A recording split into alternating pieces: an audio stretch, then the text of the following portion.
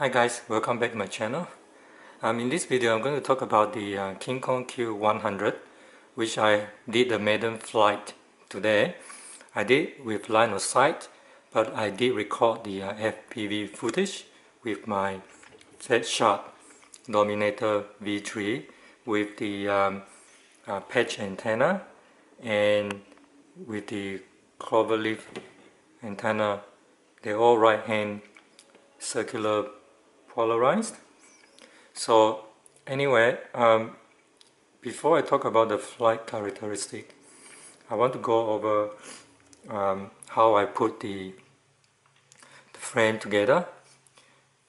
As you can see in my last video, I talk about the soldering bit and also connecting this to Betaflight and setting this up.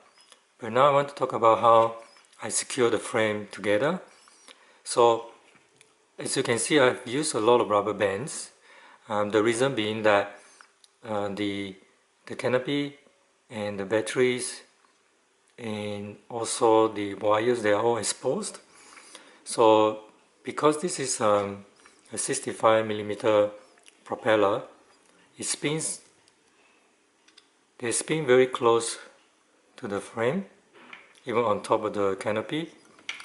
So if everything is exposed, there will be a risk of them being cut by the propellers. So what I've done is I've used this small hairband that I got from a local Daiso shop, and they're roughly about maybe US $2 each pack with 100 or something. So these are pretty good and light rubber bands. So in terms of the propellers, they are pretty strong propellers and they provide quite a good thrust, but I'll talk about that later. So if you can see the canopy here, I secured it with a few rubber bands. The front, so I just crossed the two green rubber bands here just to secure this front side, and then the red rubber band is to secure somewhere in the middle. This is to secure the back, and the motor's wires are also quite exposed, and if you don't secure them, they will be a bit slightly off, or they will tangle in between the frame, so you will get tangled in the grass or something quite easily, or maybe it can get a bit exposed and cut by the propellers when it falls. So that's why I use the rubber bands to secure the motor's wire inside the slots of the frame here. So basically just you tie a few times over the frame, and that's how I did it. And the next thing I want to talk about is the Ptx antenna. With the Ptx antenna, I've secured it next to the right back frame of the quad. The reason being that if I don't do this, the antenna will be sticking out in the middle. So if you hit something or you fall, or the quadcopter falls down, it might move slightly and get cut off by the props. So I decided to hide this in between the slots in the back frame here. And with the battery, I also use the rubber band to secure the battery, and in between the rubber band I use Velcro, so to make it even tighter. And also with the power cable, if you don't, I also put it in between the back frame here. If I don't do that, it will be exposed somewhere up here, and there is a potential risk of being cut off by the propeller. And with the receiver, there's no place to put it inside the canopy here, because then you'll be too high, so the canopy won't be able to be pushed down securely. So the receiver has to be on the bottom here.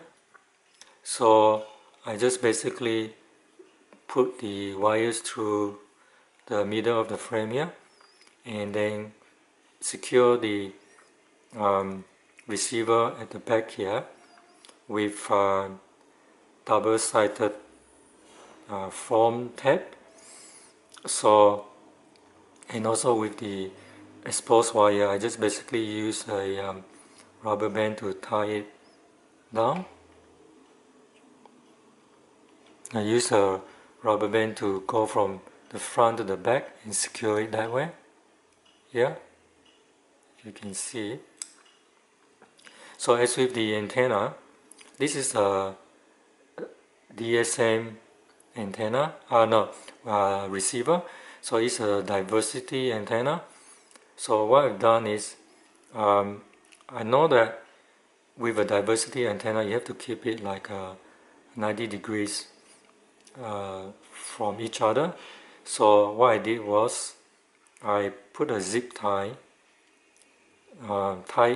at the back of the frame here, and then put the antenna on top of the zip tie and secure that with a rubber band. Of course, the zip tie, you have to cut it to the length of the antenna. So now it looks pretty clean. So everything is now secure and out of harm's way from the props.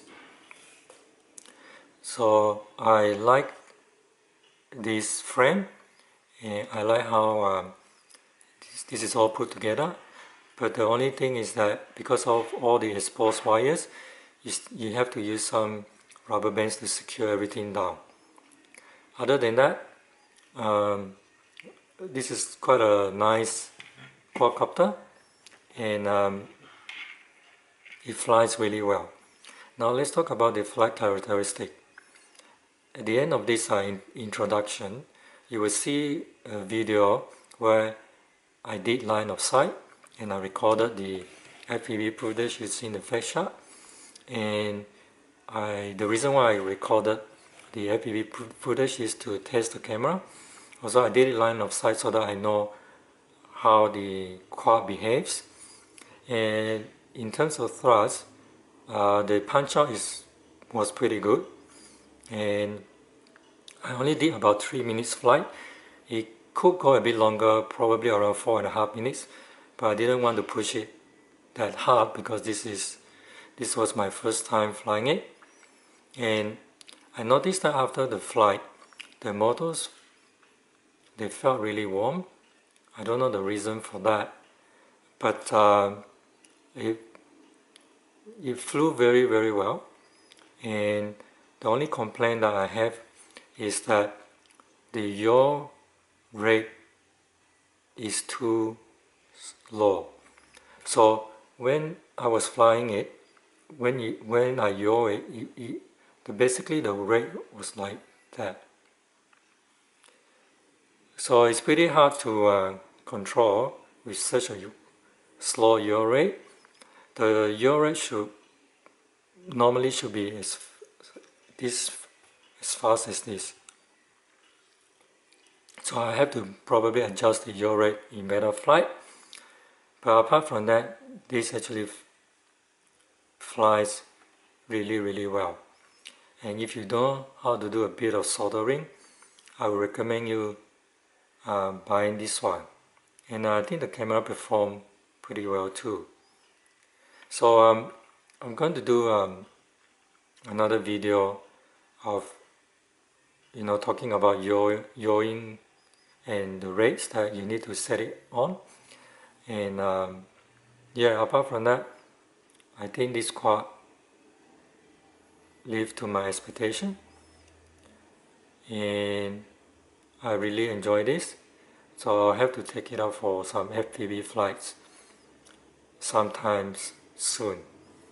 So let's give you a 360-degree look of the quad, and also going to put a few photos and put the links down in my description so that you can go and have a look on my Facebook page.